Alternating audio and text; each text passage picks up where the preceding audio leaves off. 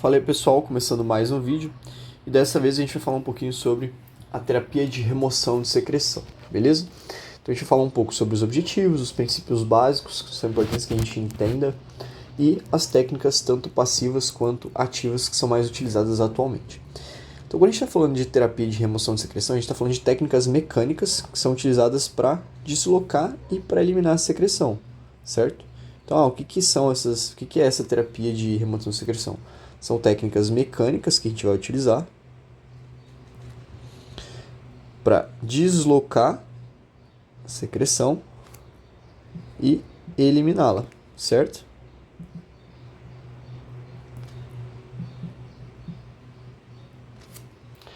E a gente pode fazer isso de duas formas, tá? Para eliminar, primeiro, quando a gente pensa em eliminar a secreção, a gente precisa ter ou a tosse, o mecanismo de tosse, que é a principal forma de a gente eliminar, expectorar toda a secreção, ou pacientes que não têm a tosse, que têm uma ausência do mecanismo de tosse, a gente precisa fazer a aspiração. Então a gente vai aspirar aquela secreção, a gente mobiliza ela das vias inferiores até as vias superiores e aí a gente faz a aspiração, beleza? E aí a gente pode utilizar para isso, para a gente deslocar a secreção de forma mecânica, tanto a ação muscular, então a gente tem técnicas que utilizam um pouco dessa questão de contração dos músculos respiratórios, então a gente pode ter ação muscular, ou técnicas manuais, que são técnicas mais passivas, certo? Sempre que a gente utilizar alguma ação muscular, o paciente ele precisa estar com um bom nível de consciência. Ele precisa ter um bom nível de consciência. Então, as técnicas de ação muscular são técnicas mais ativas, certo? As técnicas manuais a gente vai fazer com pacientes, né, que não têm uma condição tão boa. Então, são técnicas, a gente chama de técnicas assistidas. Então, a gente vai auxiliar o paciente. Tem várias formas de a gente fazer. Então, a gente vai utilizar, por exemplo, as compressões torácicas, entre outras técnicas aí, beleza? Agora, por que a gente realiza essas técnicas, né? Quais são os objetivos? Então, pensando nos principais objetivos, a gente sabe que a remoção de secreção ela vai servir para manter as vias pérvias. E aí, quando a gente fala de vias pérvias, a gente está falando de vias limpas, né? Sem secreção, vias desobstruídas. Assim, a gente consegue otimizar a função respiratória de uma forma geral.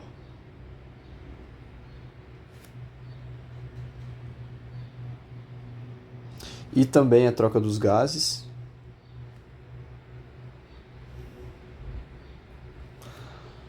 Minimizar as alterações na relação ventilação-perfusão.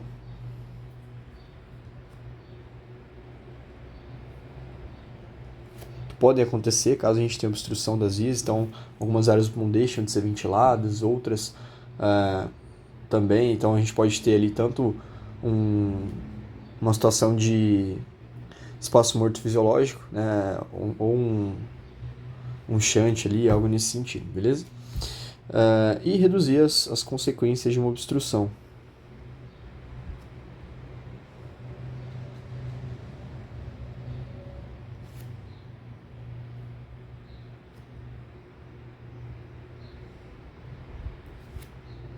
Então, o paciente obstrutivo ele pode ter dispneia, por exemplo, né? Ele pode ter uma hiperinsuflação, por exemplo, paciente de POC, dentre outras coisas. Ali também adequar o paciente quando for utilizar suporte ventilatório, enfim, dentre outras. Beleza? Então, só citando alguns objetivos aí de uma forma mais geral.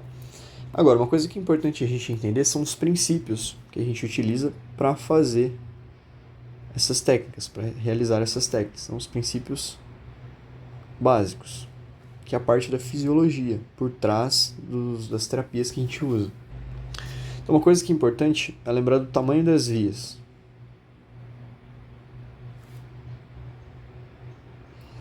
E que ele muda, né? Então, quando a gente estuda lá a mecânica respiratória, a gente sabe que na inspiração a gente tem toda uma contração muscular respiratória, a gente tem os movimentos de alça de balde, braço de bomba, a gente tem um aumento ali, uma distensão da caixa torácica, né, da pleura parietal, que puxa a pleura visceral e o pulmão expande. Então, na inspiração, a gente tem um aumento das vias aéreas, certo? Então, as vias ficam maiores. Isso proporciona um aumento de fluxo. Na expiração, a gente tem um retorno das estruturas para a posição normal. Então, o que acontece? As vias elas tendem a diminuir, certo? Quando a gente pensa no fluxo expiratório para que a gente consiga mobilizar a secreção, então a gente precisa ter um fluxo expiratório que seja acima ou pelo menos igual aí a 33 litros por minuto. Então esse é o fluxo necessário para mobilizar a secreção.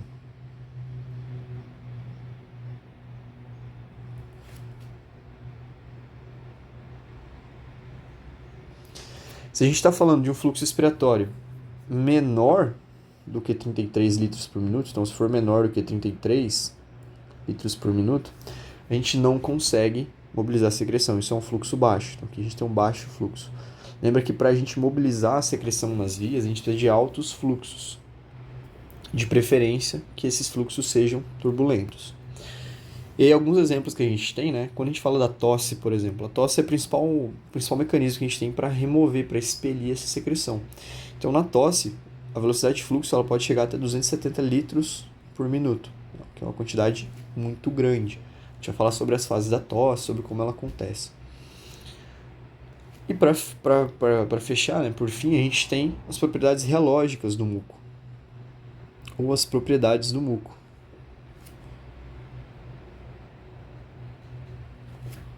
Então, quando a gente fala do muco, a gente está falando de uma substância ali que ele vai ser composto predominantemente por água, né? Então 95% do muco é composto por água, e o restante vai ser composto ali por proteínas, lipídios, eletrólitos, né? Então o muco ele vai ser transportado ali, ele vai formar um epitélio de revestimento ali nas nossas células, ele fica acima ali das células, e ele vai ser mobilizado ali pelos cílios, beleza? E esse muco ele tem algumas propriedades. Então, por exemplo, uma delas é a viscosidade. Então, a viscosidade está relacionada principalmente com a hidratação desse muco. Então, lembra que ele é composto por água. O muco que ele está um pouco mais hidratado, que ele tem uma grande proporção de água, ele tende a ser menos viscoso, né? E aí a capacidade de deslocamento dele fica maior. Então, a viscosidade é importante porque se eu tenho uma mucosidade, por exemplo, quando eu tenho um processo infeccioso, eu tenho aquele muco mais viscoso, mais espesso. E aí a capacidade de deslocamento desse músculo, a capacidade de deslocamento fica reduzida. Então a viscosidade está relacionada com a capacidade desse muco de deslocamento. Certo? Uma outra propriedade que a gente tem é a tixotropia. Então a tixotropia é a capacidade do muco de ficar mais fluido quando ele é agitado. Então, quando a gente agita, né, através de várias técnicas ali que a gente faz, a gente consegue deixar esse muco mais fluido. Então, a gente pode colocar que a tixotropia é o processo de fluidificação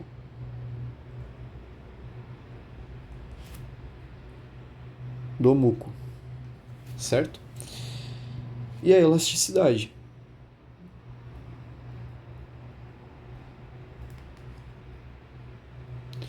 E aí, quando a gente fala de elasticidade, a gente está falando da capacidade do muco de deformar e voltar ali a sua forma inicial, beleza? Então essas são algumas propriedades que são importantes. E por fim, né, outro conceito que é importante a gente entender também é o batimento ciliar.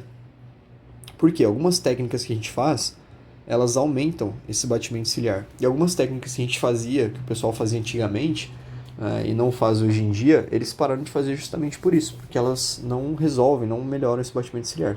Quando a gente fala do batimento ciliar, a gente está falando, basicamente, a gente tem as células caliciformes ali que vão compor esse tecido epitelial. A gente tem cílios, né, no epitélio ali, que fazem parte do epitélio pulmonar. E aqui em cima, a gente vai ter o muco, certo? Então, imagina que isso aqui é o muco. Esses cílios, que estão na superfície do epitélio, eles têm um batimento rítmico, certo? E através desses batimentos, eles vão mobilizando o muco numa frequência ali de 10 a 20 Hz, mais ou menos, beleza? Com as técnicas de mobilização de secreção, o que a gente vai fazer? A gente vai aumentar a frequência de batimento ciliar. Então a gente aumenta essa frequência, E aí, qual que é a frequência necessária para a gente maximizar, para a gente conseguir deslocar mais a secreção? Entre 25 e 35 Hz. Então, várias das técnicas que a gente vai utilizar para aumentar o batimento ciliar, elas vão fazer com que o batimento ciliar chegue ali próximo de 25 a 35 Hz. E aí, quando a gente tem essa frequência, a gente consegue deslocar secreção. Beleza? Então, esses são alguns princípios importantes. E algo que é legal a gente pensar também é que, sempre que eu vou fazer uma técnica de remoção de secreção, eu preciso ter um alto fluxo, certo? Então, uma consideração aqui que é importante. Para eu conseguir remover secreção, eu preciso de um alto fluxo. A gente já falou sobre isso. Para eu ter um alto fluxo, imagina um paciente que é um paciente às vezes restritivo, ou um paciente que está com alguma dificuldade respiratória, né? Esse paciente ele vai ter uma certa dificuldade em conseguir um alto fluxo expiratório. Então, muitas vezes é indicado, né, quando a gente vê que o paciente está muito secretivo, está muito obstrutivo, a gente começar primeiro, né, tentando realizar técnicas de expansão. Então, primeiro a gente realiza técnicas de expansão pulmonar, né, dependendo do quadro do paciente. Por quê? Porque nas técnicas de expansão, que a gente viu no vídeo passado, a gente consegue aumentar os volumes pulmonares. E aí, se eu aumento os volumes, por exemplo, aumento o volume corrente, aumento a reserva inspiratória ali, na hora que eu vou expirar, eu tenho mais ar para ser mobilizado. E aí depois eu faço as técnicas de remoção, onde eu preciso aumentar o fluxo expiratório. Certo? Então aqui eu vou aumentar o que? O fluxo ex. Então, se eu tenho mais ar no meu pulmão, na hora que eu vou expirar, eu vou ter um deslocamento mais eficiente, porque eu tenho um fluxo maior. Certo? Então isso é uma consideração importante aí. Então, em muitos casos, a gente pode fazer primeiro, né, técnicas de expansão para depois fazer as técnicas de remoção de secreção. Beleza? Claro que não vão ser todos os casos, mas muitas vezes a gente pode fazer isso, desde que as técnicas não sejam contraindicadas para o paciente, a gente pode estar reutilizando isso. Beleza? E aí, quando o ar passa em alta velocidade, imagine que eu tenho aqui um brônquio, né? E aí a gente tem aqui uma secreção acumulada nessa parede. Quando o ar passa em alta velocidade, ele vai deslocando essa secreção, principalmente se a gente tem um fluxo turbulento. Então, se o fluxo expiratório ele fica turbulento, a gente consegue deslocar a secreção de uma forma mais eficiente. E a gente tem alguns equipamentos, né, que a gente viu no outro vídeo, equipamentos lá, como por exemplo shaker, flutter, né, uma capela, que deixam esse fluxo mais turbulento, beleza? E aí a gente consegue melhorar, né, tornar essa remoção de secreção ainda mais eficiente.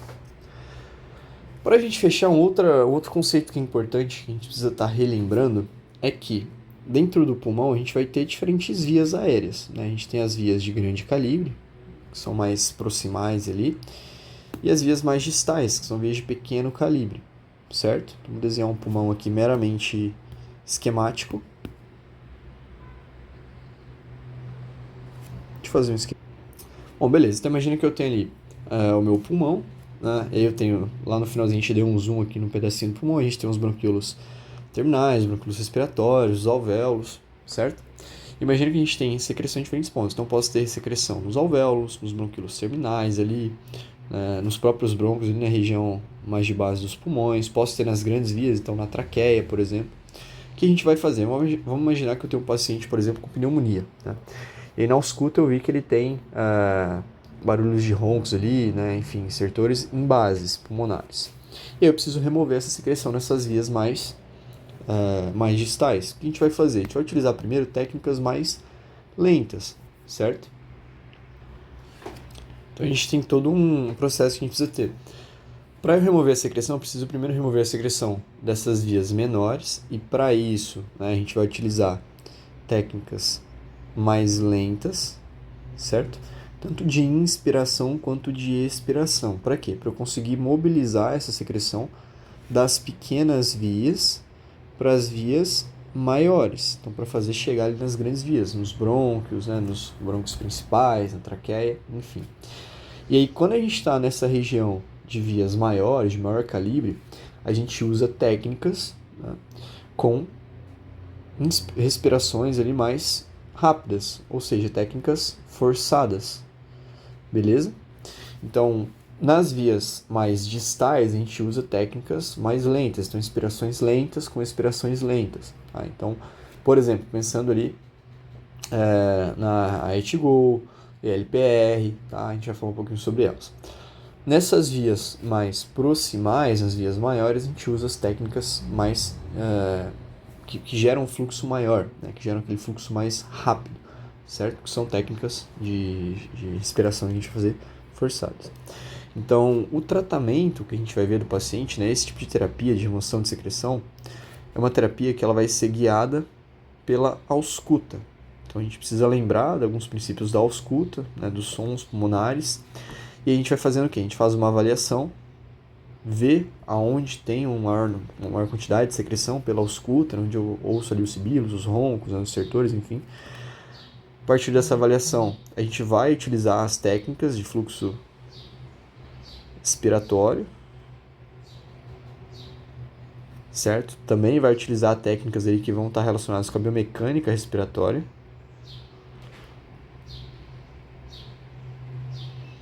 São essas técnicas que a gente falou, então posso fazer tanto expansões pulmonares como exercícios específicos para remoção de secreção, e eu vou reavaliar. E aí, conforme eu vejo, por exemplo, que primeiro, na primeira avaliação inicial ali eu tinha sons mais em bases, aqueles sons ali de secreção em bases.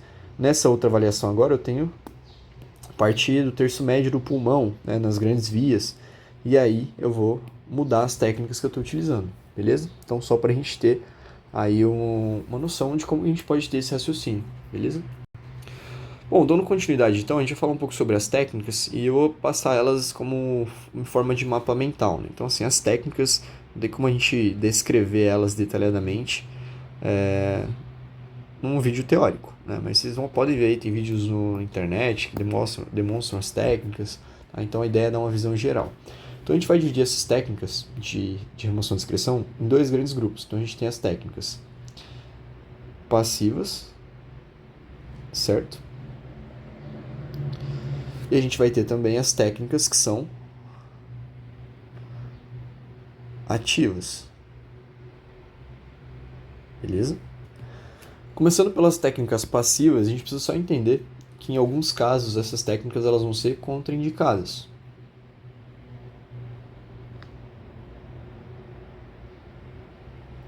Então todas as técnicas elas têm indicações, mas em alguns casos a gente vai contraindicar a utilização dessas técnicas, que são casos bem pontuais aí e específicos, que vão ser os mesmos ali para algumas outras técnicas respiratórias que a gente já viu em outros vídeos. Então, por exemplo, pacientes que têm uma fratura em região torácica, né, uma fratura de costela, por exemplo, que gera um tórax instável, né, nesse paciente a gente não vai utilizar. Ou um paciente, né, que está passando por algumas alterações hemodinâmicas. E quando a gente fala de alterações hemodinâmicas, podem ser alterações como um todo ali, né, relacionadas aos sinais vitais. Então, frequência cardíaca, o paciente está tendo arritmias, hipotensão, hipertensão, algo nesse sentido. Ou então o paciente com broncoespasmo. Beleza? Então, nesses casos aqui é contraindicado a gente realizar essas técnicas que sejam mais passivas aí, beleza? E até mesmo as ativas, né, em alguns casos aí, beleza? Então, vou colocar isso aqui mais pro meio. Vou colocar mais pra cima, na verdade, né? Então, isso aqui pra gente ter pelo menos uma noção em quais casos a gente não vai realizar essas técnicas. Show? E agora, falando em si em relação às técnicas, vou colocar aqui as principais e a gente vai destrinchando um pouco sobre cada um. Então, a gente tem o shaking, compressão torácica,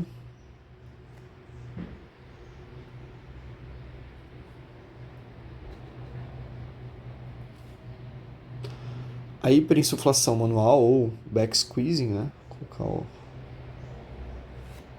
back squeezing.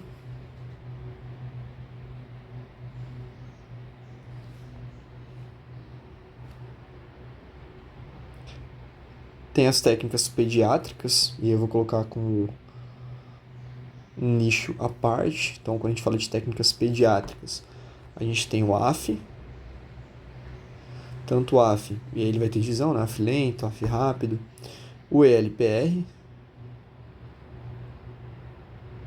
Algumas técnicas até podem ser realizadas em adultos, tá? Mas elas são mais escritas para crianças em si, beleza? Mas algumas delas, né, você pode tentar realizar, geralmente vai precisar de 2 pessoas.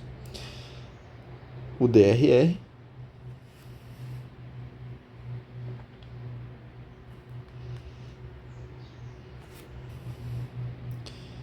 e o GPR, beleza? Então a gente vai falar sobre o que são essas siglas. Não precisa se preocupar, a gente vai falar sobre cada um, beleza? De uma forma mais geral, como eu falei. Então, uma coisa que é importante, algumas das técnicas a gente vai utilizar a mecânica respiratória. E aí sempre que a gente usa essa mecânica respiratória, a gente precisa lembrar que no ápice a gente vai ter os movimentos de braço de bomba, né? Então, movimentos ali mais antero-posteriores, né? E quando a gente fala de mobilizações de bases, a gente está falando de movimento de alça de balde, aquele movimento mais lateral. Beleza? Então é importante a maneira que eu vou posicionar minha mão e o movimento que eu faço precisa seguir ali, acompanhar as costelas, para que ele seja mais próximo do fisiológico e seja mais eficiente. E quando a gente fala de técnicas passivas, né, a gente sempre lembra de pacientes que não conseguem realizar de forma ativa. Então a gente só vai utilizar a técnica passiva em pacientes que não conseguem realizar de forma ativa, beleza? Então, um paciente, por exemplo, que tem um rebaixamento do nível de consciência, um paciente pediátrico, né, um bebê, não tem como eu pedir para um bebê, por exemplo, tosse, né, por exemplo. E pacientes que estão mais debilitados aí, ou a leito, né, enfim.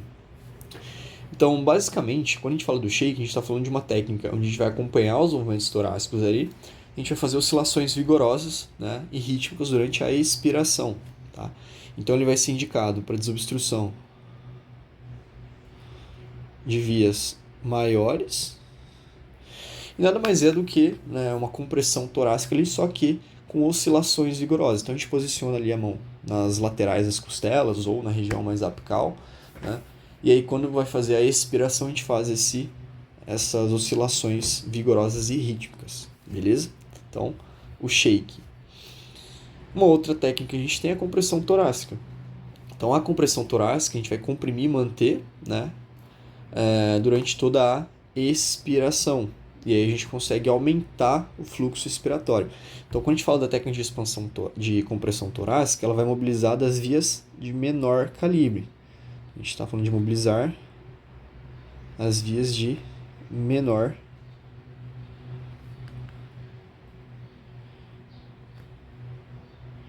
Por que as vias de menor calibre?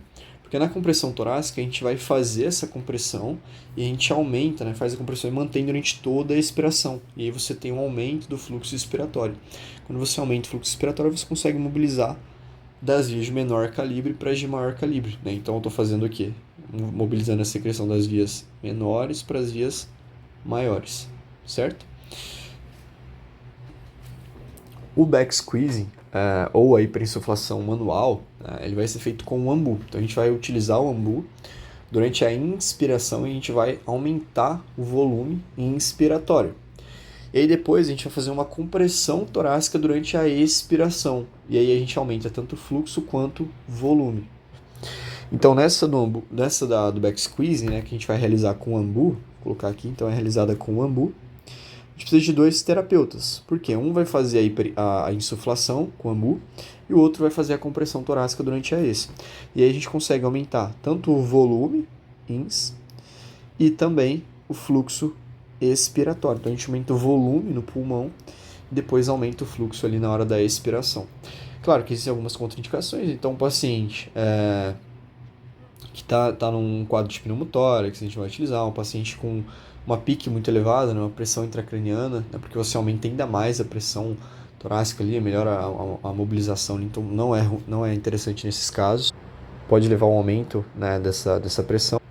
Uma observação que é interessante é que parece não ter muita diferença, né, a gente fazer só a hiperinsuflação, então sem a compressão torácica na ex. Então uma das formas de a gente fazer é com a compressão torácica na ex, a outra forma é só fazer a hiperinsuflação na ins, né, e deixar o paciente expirar normalmente. Então a gente consegue aumentar esses volumes, né, e na expiração esse fluxo ele vai estar aumentado. Como entra mais ar, vai sair mais ar, consequentemente. Beleza? E agora vindo para essas técnicas aqui que são mais pediátricas, né, que foram descritas mais para pediatria, a gente tem o AF, que é o aumento do fluxo expiratório. Então, vou colocar aqui do lado. Aumento fluxo expiratório. E aí a gente tem o AF lento e o AF rápido, certo? Na técnica do AF, a gente coloca o paciente sentado na nossa frente, no caso a criança, e a gente vai formar ali um cinto no diafragma dele. Então você apoia a mão no diafragma formando um cinto e gera uma compressão. Por quê? Quando você faz essa compressão, formando esse cinto diafragmático, né, você vai empurrar ali as vísceras, empurrar o diafragma para cima e aumenta a zona de aposição do diafragma, beleza? Então no AF a gente vai buscar fazer um cinto diafragmático para aumentar a zona de aposição do diafragma, ou seja, a capacidade do diafragma de gerar força, né? E a compressão torácica na expiração. Então você acompanha lá, fez o cinto no diafragma, na ex você faz o AF, né? Então você faz essa compressão torácica. Essa compressão torácica ela pode ser feita de forma rápida ou lenta. Então eu posso começar, lembra daquele princípio lá, quando eu faço rápido eu mobilizo das vias maiores, quando eu faço lento das vias menores. Então eu posso começar fazendo o AFO lento para mobilizar a secreção das vias aéreas menores, e aí conforme eu vou tendo essa secreção sendo mobilizada para as vias maiores, eu troco para o AF rápido, beleza? Basicamente é isso, tá? De uma forma geral. O LPR é a expiração lenta, vou colocar embaixo. Expiração lenta e prolongada. O que seria essa expiração lenta e prolongada? Basicamente, a gente vai fazer uma pressão manual ali na região tóraco-abdominal lenta, né? A gente mantém ali por 2 a 3 ciclos respiratórios, então a gente vai fazer uma pressão, a expiração lenta e prolongada. Então, na expiração você acompanha, faz uma pressão tóraco-abdominal ali, mantém por 2 a 3 ciclos. E aí no terceiro, na hora da INS, no começo da INS, a gente vai retirar a mão de forma abrupta, beleza? E aí a gente vai ter um aumento ali desses volumes. Essa técnica do LPR, né, expiração lenta e prolongada, ela é utilizada principalmente para a gente mobilizar a secreção das vias menores ali, das vias médias, tá? Então, até a quinta geração bronca ali mais ou menos. Então uma mão fica no abdômen e outra mão fica no tórax. Na INS, eu acompanho de forma lenta, e aí eu vou manter por alguns ciclos, depois eu solto de forma abrupta na INS. O DRR é a desobstrução rinofaríngea retrógrada. Tá? A gente está falando da desobstrução, vou colocar aqui do lado. Quase um xingamento. Desobstrução rinofaríngea retrógrada. Certo? Que nada mais é do que o fungar induzido. Então, rinofaringe, a gente está falando na parte nasal ali, né? Faringe, etc. Então, a gente vai fazer o que? O fungar induzido. Como é que a gente faz isso? Essa técnica ela vai servir para desobstrução das vias superiores. Então, a gente vai utilizar para as vias superiores, principalmente, tá? A fim de desobstruir essas vias. E esse fungar induzido é uma inspiração forçada que a criança vai realizar. Então a gente vai fazer geralmente em conjunto com outras técnicas. Então eu posso fazer ela em conjunto, né, com duas técnicas que a gente falou agora há pouco. Então ou AF ou o ELPR. Então precisa ter uma certa perícia ali, uma certa coordenação para fazer isso, mas quem é mais experiente consegue fazer numa boa, tranquilamente. Então você faz o AF ou LPR, né? No caso ali aumentando a expiração, certo? E aí na hora da INS a gente faz o quê? Uma inclinação da cabeça. Então você inclina, faz a elevação da cabeça na INS.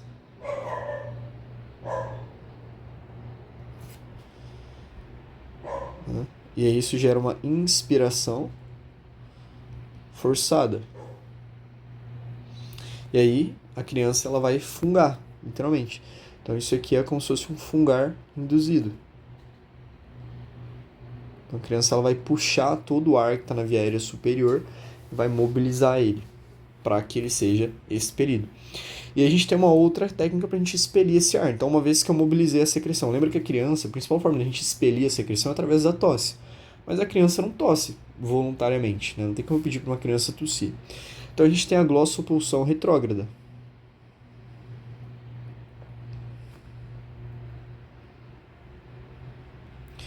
Então, quando essa secreção, né, a gente vai conduzindo essa secreção das vias aéreas superiores ou das vias mais distais ali até a região próxima ali à garganta, né? E aí você vai conduzir essas secreções, né, para a criança. Então, uma vez que a criança ela não consegue tossir, a gente vai colocar a criança em decúbito lateral, vai pressionar logo abaixo do queixo ali, na língua, e vai mobilizando a secreção. Então, literalmente, colocou de lado, né, e a gente vai mobilizando a secreção em sentido ali, bem próximo ali do pescoço, em sentido ali embaixo do queixo, a boca, para a gente ir mobilizando a secreção e conseguir expelir ela, beleza? Então essa técnica aqui ela vai ser para expelir a secreção. Então aqui eu dei uma explicação mais rasa, meio geral sobre as técnicas, porque não tem a gente ver tudo, né? Isso aqui, essas técnicas, a única forma de a gente aprender é fazendo, né? E assistindo vídeos práticos mesmo, onde você vê a técnica sendo executada. Então eu só coloquei aqui para a gente deixar de uma forma geral as principais técnicas, beleza? Passivas, a gente vai falar sobre as ativas agora, mas vocês podem dar uma aprofundada, né? Inclusive recomendo que vocês aprofundem para ver realmente como realizar essas técnicas, beleza? Em relação às técnicas ativas, eu vou ter que puxar elas mais para baixo, então achei que ia caber tudo ali em cima, não vai, obviamente. Então vamos fazer um gancho aqui, puxar elas aqui para baixo. Quando a gente fala das técnicas ativas, a gente está falando de técnicas que o paciente muitas vezes ele vai auxiliar, às vezes ele não consegue fazer 100% sozinho, ele vai precisar de alguma ajuda, né? Vai precisar de uma assistência, a gente também pode falar que essas técnicas são assistidas, mas o paciente ele precisa auxiliar, né, na técnica. Então, a gente vai utilizar essas técnicas com pacientes que conseguem realizar respirações voluntárias de forma controlada, então um paciente que tem um bom nível de consciência, um paciente que consegue obedecer ao comando que eu dou para ele, então eu falo, você vai inspirar por tantos segundos, expirar dessa forma, etc. Beleza? E a gente também vai utilizar a ausculta, tanto antes de realizar o procedimento, quanto durante e após o procedimento, para a gente ver se a técnica foi eficaz. Então a gente vai vendo ali de forma contínua, e conforme a gente vai vendo que os dados da ausculta ali vão mudando, a gente vai mudando também as técnicas que a gente vai utilizar, beleza? Uma das principais técnicas ativas, na verdade a principal ali, né, o padrão ouro para remover a secreção, é a tosse. A gente já falou bastante da tosse em outros vídeos. Então quando a gente fala da tosse, a tosse ela vai promover a expulsão da secreção. Por quê? Porque na tosse a gente tem um alto fluxo expiratório ali em decorrência da abertura da glote. Então a tosse ela promove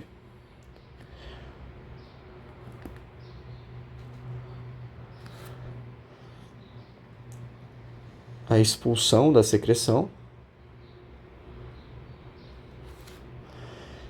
em decorrência, né, do alto fluxo por conta da abertura da glote, certo?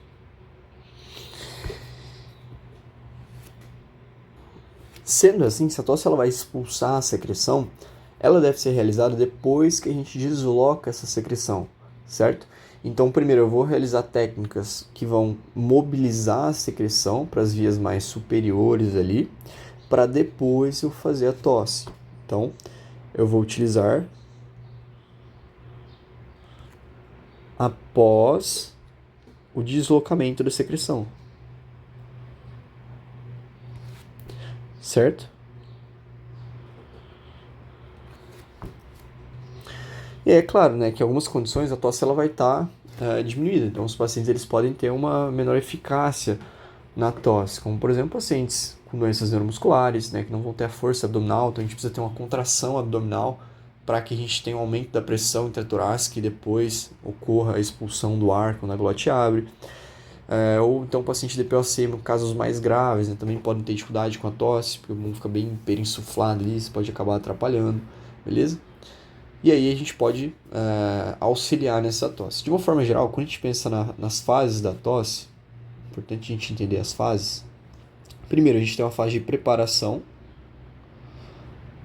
Nessa fase de preparação, a gente vai ter a inspiração, certo? Porque lembra que na tosse eu tenho um fluxo expiratório alto, que pode chegar até 270 litros por minuto, ou até mais, pode passar disso. Então, para eu ter um fluxo expiratório alto, eu preciso ter uma inspiração. E essa inspiração, ela é uma inspiração profunda. Então, chega até 90% da capacidade pulmonar total. Então é uma inspiração profunda, eu preciso de muito volume. Depois, a gente tem uma fase de aumento da pressão intratorácica. Então, a fase em que aumenta a pressão intratorácica. O que acontece então? O ar entra, aí eu tenho fechamento da glote e contração abdominal, certo? E essa contração abdominal com o fechamento da glote, que não permite o ar sair, vai fazer com que a pressão dentro do tórax, a pressão intratorácica, aumente. Isso vai acontecer por alguns milésimos, ali, alguns microsegundos ali. E depois a gente tem a fase de expulsão desse ar, onde a glote vai abrir, então a gente tem a abertura da glote e um alto fluxo expiratório, que eu tenho um aumento desse fluxo expiratório, que pode passar, ao chegar ali até 270 litros por minuto. E aí toda aquela secreção que está nas vias superiores, ela vai ser expelida, beleza? Uma outra coisa que é importante saber é em relação aos tipos de tosse, né? Então a gente pode ter diferentes tipos de tosse, de acordo com a condição do nosso paciente. Então, eu posso ter uma tosse espontânea, então o paciente ele já chega tossindo, né? Sem que eu solicite nenhum tipo de tosse, sem que eu dê nenhum comando para esse paciente, estou falando de uma tosse espontânea. Posso ter uma tosse voluntária, então é aquela tosse intencional, quando eu dou um comando, então eu solicito o paciente, agora você tosse, e ele vai e tosse. Uma tosse assistida, então quando eu vejo que às vezes a tosse do paciente ela não é muito eficiente, né, então o paciente às vezes tem alguma fraqueza muscular importante, eu posso assistir. Então quando o paciente eu peço para ele tossir, e aí eu vou comprimir o tórax, né, para que ocorra essa expulsão do ar. Uma outra estratégia é o paciente segurar o travesseiro, e aí quando ele tosse, ele aperta, ele abraça o travesseiro, e aí isso gera uma compressão ali, ele faz aquela pressão torácica aumentar. Ou a tosse provocada. E aí a gente pode estimular o reflexo da tosse, né, estimulando ali o tique traqueal, e aí o paciente ele vai acabar tossindo, né? Então essa tosse provocada a gente usa muito em pacientes que não cooperam, então o paciente tem um rebaixamento do nível de consciência, por exemplo, ou então pacientes pediátricos, muito utilizados, né? Então na pediatria com o bebê, porque o bebê não tem como você solicitar para ele, tosse aí, beleza? Mas a gente precisa ter alguns cuidados, então existem algumas ocorrências que podem vir a acontecer. Então, se o paciente tiver acabado de comer, por exemplo, né, corre o risco de ele ter um vômito, né, e uma vez que ele tem esse vômito pode ter uma broncoaspiração, então a gente precisa tomar cuidado, né, em realizar esse tipo de estímulo após refeições. É contraindicado em bebês que são prematuros, beleza? Porque se eu tenho, por exemplo, um aumento do fluxo respiratório muito grande ali, esse bebê ele pode ter uma telectasia, né? Então, em alguns casos ali não é tão indicado. Esse reflexo da tosse também nem está tão presente, né? Às vezes não está nem desenvolvido no bebê prematuro, então a gente também não utiliza. A intensidade do estímulo vai variar de acordo com o paciente, né? Isso é importante a gente saber. E conforme a gente vai fazendo, se eu erro muito o estímulo, a gente vai tendo uma adaptação dos receptores, depois de algumas tentativas. Então aí já não vai funcionar tão bem. Então a gente testa ali algumas vezes, se não der certo a gente espera um tempo, porque acaba tendo ali uma adaptação desses receptores. Então essa foi a primeira técnica ativa. Uma outra técnica que a gente também tem é a técnica de Huffing.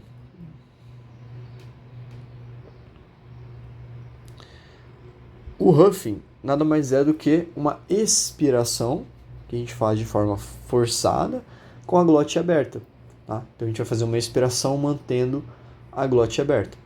E aí a gente pode fazer esse Huffing com médios volumes, né? Então de uma forma um pouco mais lenta ali, para mobilizar esse ar das vias distais, das vias menores, ou eu posso fazer um Huffing com volumes maiores, para mobilizar das vias mais proximais. Tá? Então o comando que a gente dá é pedir para o paciente expirar o ar como se ele fosse embaçar um espelho, né? Então você faz aquele como se fosse embaçar o espelho, beleza? Então a gente pode fazer várias vezes, né, essa técnica, só que é interessante a gente mesclar com períodos de respiração normal, para o paciente não hiperinsuflar também, né? Senão ele vai aumentar muito ali essa frequência respiratória e não é legal. E a gente usa em pacientes que têm dificuldade para tossir, beleza? Então o que é o Huff? É uma manobra de inspiração ou expulsão do ar forçada com a glote aberta, certo? E o comando que a gente faz para que essa glote fique aberta é tentar como se fosse embaçar ali um espelho, né? Enfim. Pode ser de médio ou volumes médios ou maiores, e aí vai depender da via que eu quero utilizar.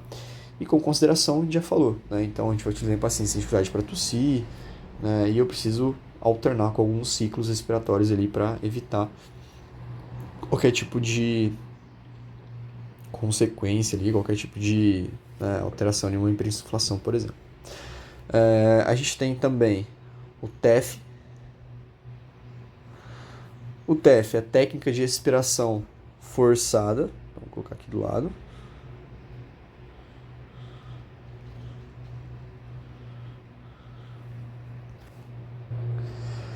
Então o TEF, ele é como se fosse uma variação ali daquela tosse que a gente faz de forma dirigida, né? Então o paciente ele vai fazer primeiro uma respiração diafragmática.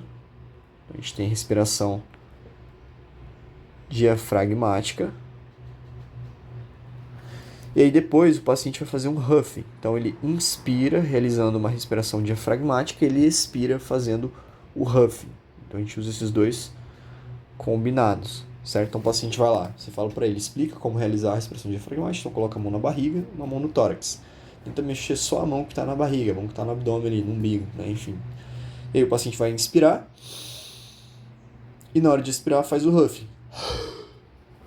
E aí a gente tem primeiro, né, um aumento do volume na hora da respiração diafragmática, e como esse volume aumenta, na hora da expiração, que vai fazer o huff, você aumenta o fluxo expiratório. Então é uma técnica muito eficiente. Uma outra técnica é o L-T-Go.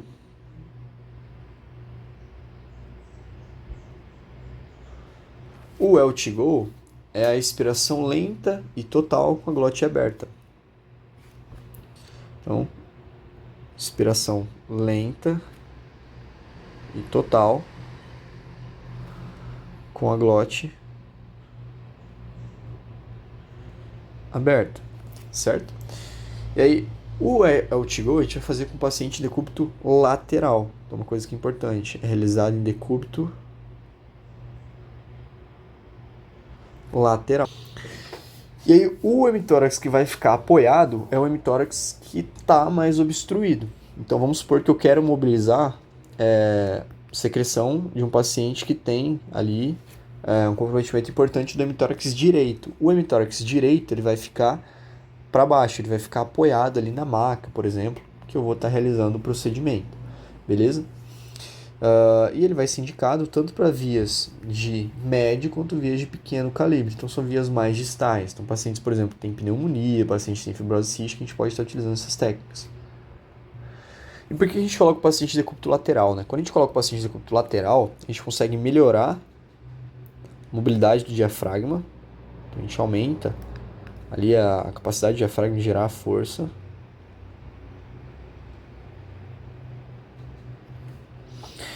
A gente faz a compressão da árvore brônquica do lado que está apoiado.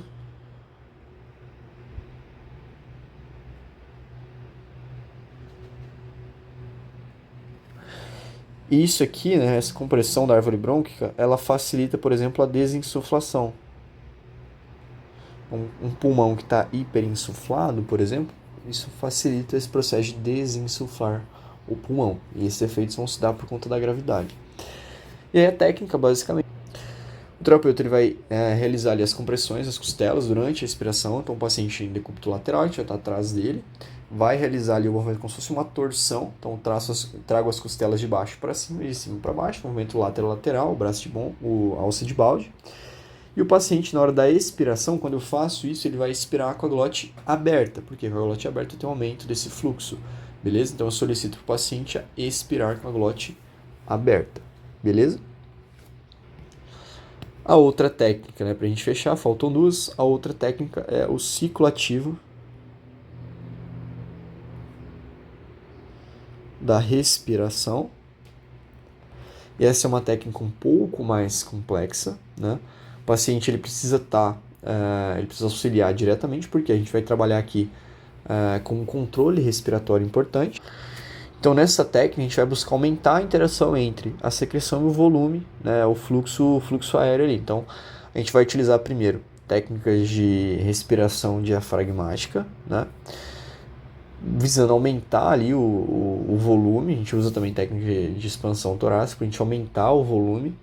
E aí depois a gente vai fazer técnicas de expiração com fluxo turbulento, beleza? Então, o ciclo ativo da respiração ele vai ser dividido em 3 fases. Ele vai ser indicado principalmente para pacientes que são obstrutivos crônicos. Então, paciente de POC, né? Enfim, pacientes obstrutivos crônicos. Ele é dividido em 3 fases, beleza? E esse eu vou fazer um gráficozinho para ficar mais fácil a gente entender. Então, primeiro, eu tenho uma fase onde eu vou buscar um relaxamento e controle respiratório. Então, nessa fase inicial, o paciente ele vai fazer de 3 a 4 respirações diafragmáticas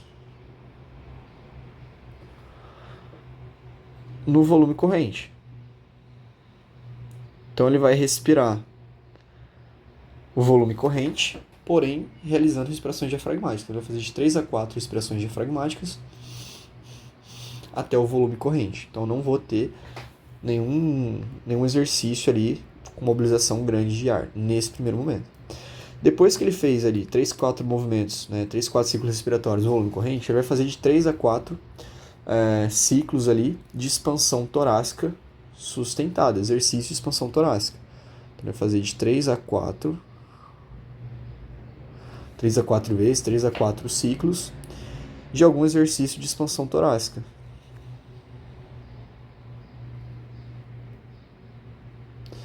E aí pode ser o que você imaginar, né? O que você achar que é melhor. Então a gente faz esses exercícios de expansão torácica até ali a capacidade inspiratória total, segurando 2 segundos. Depois, o paciente vai solicitar para o paciente fazer 1 ou 2 huffings. Então ele pode fazer 1 ou 2 huffings. Certo? E aí a gente volta para a primeira.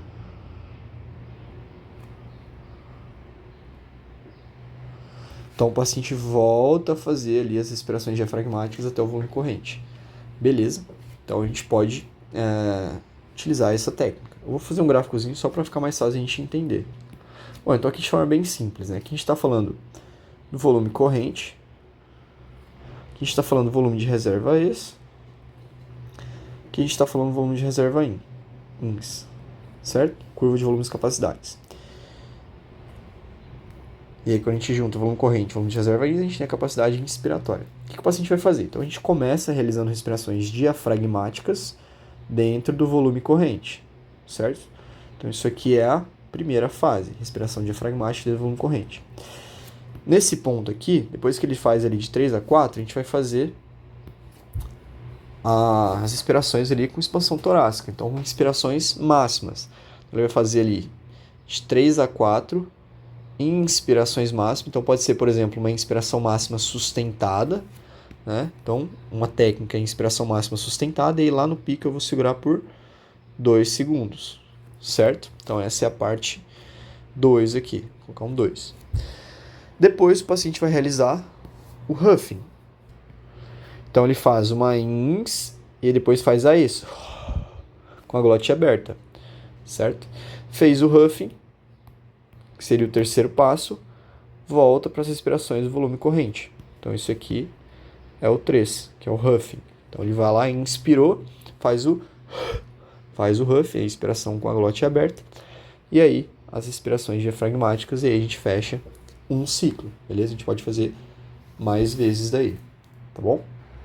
E aí uma outra técnica que a gente também utiliza para mobilizar as secreções com base nos volumes é a drenagem autógena.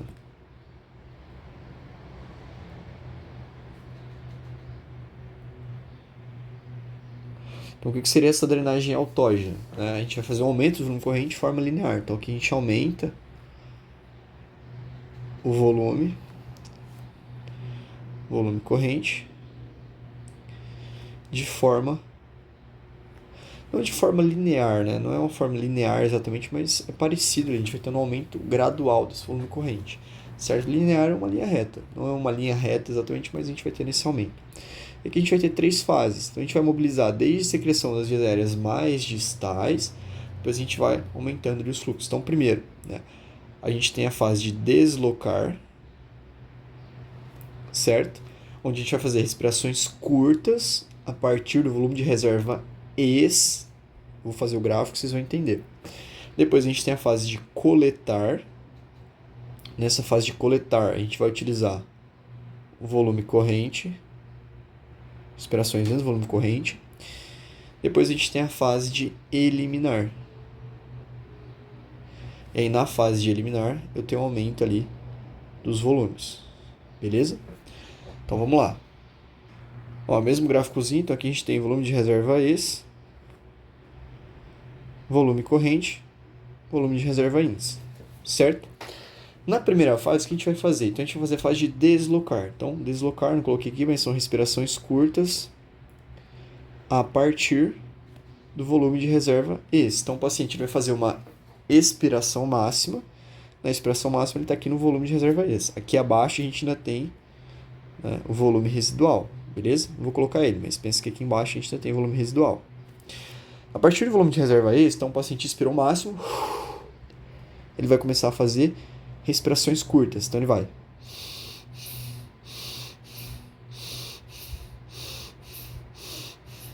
inspirações curtas até chegar no volume corrente. Não são tantas, né? Mas ele vai fazendo pequenas respirações até chegar no volume corrente. Quando eu chego no volume corrente, a gente tem a fase 2, que é a fase de coletar. Então isso aqui é a fase 1, que são as respirações curtas a partir do volume de reserva ex, aumentando gradativo até chegar em volume corrente. Volume corrente, faz algumas vezes, então. E aí a gente vai para a última fase, a gente vai aumentando aos poucos, tá? Esse volume até o volume de reserva ins máximo ali. Então a gente vai aumentando aos poucos, um pouco além do volume corrente, volta um pouco mais, volta máximo. E aí quando eu chego aqui no máximo, na hora da ex, a gente vai associar ou com a tosse ou com o huffing. Vai depender da condição do paciente. Beleza? Então, vamos lá de novo.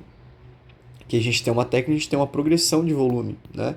É de forma não linear, mas assim, é uma forma linear porque é progressão, né, que vai acontecendo de forma gradual. Então, a partir do volume de reserva ex, fiz uma expiração máxima. E aí vou fazendo pequenas inspirações até eu chegar no meu volume de corrente. E aí eu vou fazer algumas inspirações no volume corrente, depois eu vou aumentando um pouquinho para o volume de reserva ins até eu chegar na minha capacidade inspiratória máxima, quando eu chegar lá no meu limite, no pico do volume de reserva ins. E aí lá, na hora que eu vou fazer a expiração, a gente associa ou com a tosse ou com o huffing. Então aqui eu aumentei os volumes, eu aumentei a mobilização da secreção, e aqui no final fui trazendo, né, das vias menores para as vias maiores, e aqui no final eu vou fazer o quê? O huffing ou a tosse para eliminar essa secreção, para expectorar. E basicamente é isso. Tem até a terapia por pressão positiva, a gente vai falar dela nesse vídeo, mas eu vou encerrar o vídeo por aqui, beleza? Então, só dando mais lembrada do que a gente falou das principais técnicas ativas para remoção de secreção, né? Então entra a tosse, a técnica da expiração forçada, o L-Go, né? Expiração lenta e total com a glote aberta, o ciclo ativo da respiração e a drenagem autógena são as principais técnicas ativas. E a gente tem as técnicas passivas, né? O shaking, compressão torácica, o back squeezing e algumas técnicas pediátricas ali, né? Aumento do fluxo respiratório, expiração lenta e prolongada, glossopulsão retrógrada e a desobstrução rinofaríngea retrógrada. Então essas são as principais técnicas passivas, beleza? As contraindicações. E aqui a gente falou sobre os princípios e os objetivos da terapia de remoção de secreção. Espero que esse vídeo tenha ajudado vocês.